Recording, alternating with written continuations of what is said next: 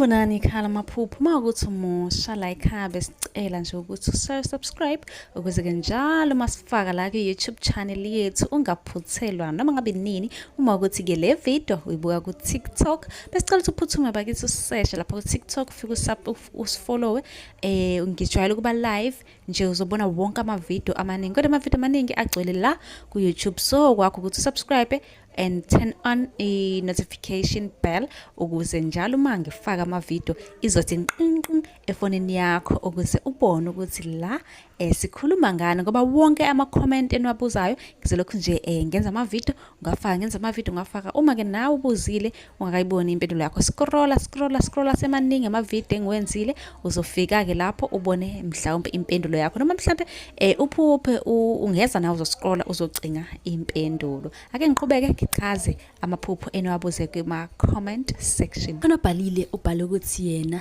unokuphupha nje egibele umkhombi kube ukuthi lo mkhombi uhamba kahle usolwandle.